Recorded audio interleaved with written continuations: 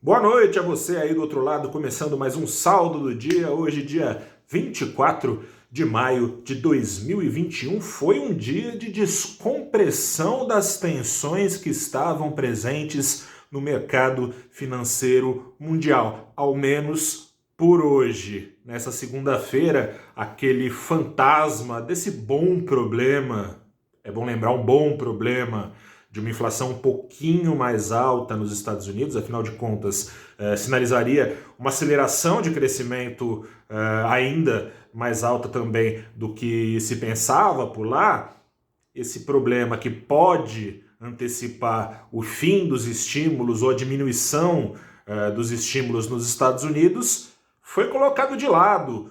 Bitcoin que derretia também com esse problema, Bitcoin que se beneficiou tanto das injeções monetárias do Fed desde março de 2020, disparou quase 20%, subia isso em 24 horas até por volta de umas 5 e pouco da tarde aqui no Brasil. Da mesma forma, outro ralo por onde escorreu essa chuva de dólares nesses meses a fio desde o começo da crise foi lá para cima, o setor de tecnologia nos Estados Unidos. Nas demais bolsas também foram para cima as ações que mais caíam, em especial as ações ligadas também ao setor de tecnologia, em linha com essa descompressão da sensação de risco e movidos os ativos, então, sobretudo pela caça por pichinchas dos investidores, depois de tantos descontos que foram dados ao longo dos últimos dias aqui no Brasil. Esse cenário foi extremado pelas ações do Banco Inter por aqui, subiu 24% o papel do Banco Inter, justamente no dia em que foi anunciado que o banco se prepara, digital esse banco, então faz parte, bastante parte desse contexto, o banco se prepara para estrear na Nasdaq com uma baita injeção de ânimo dada pelo investidor âncora aí dessa estreia, que será a Stone, com 2,5 bi injetados em ações nessa oferta que será feita lá na Nasdaq em Nova York. Nesse lastro, com ações da Petrobras também puxando para cima, o petróleo reagindo, o Ibovespa foi em 1,17% para cima. Era esse cravado o ganho do principal índice de ações no fechamento aqui no Brasil. Dólar afundou? Caiu, mas não afundou. Caiu 0,54%, fechou o dia vendido no mercado à vista brasileiro por R$ 5,32. Por que não afundou?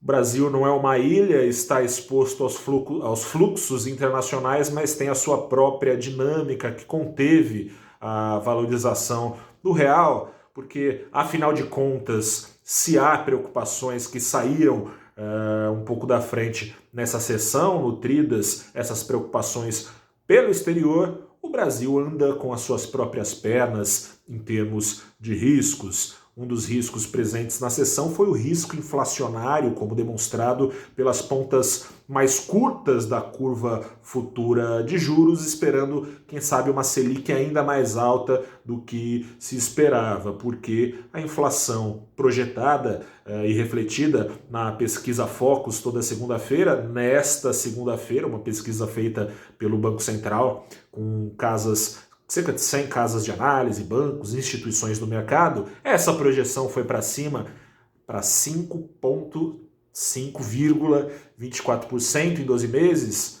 0,01 ponto percentual abaixo do teto da meta perseguida em 12 meses para dezembro pelo Banco Central. Na ponta longa, fomos para cima também com as taxas da curva de juros, para 2029, 2030, 2031, enfim, de ponta a ponta foi dia de alta, e na ponta longa, por causa dele, que nunca deixou de habitar, mas que parecia meio de lado, o risco fiscal habitando mais fortemente os radares dos investidores, se mistura com risco sanitário, porque De acordo com matéria do Globo, o governo já se prepara, ao contrário, e aliás, como foi no caso da segunda leva de auxílios, ao contrário do que dizia, uma nova leva de auxílios, então seriam prorrogados a partir de agosto, de novo, via PEC, de novo,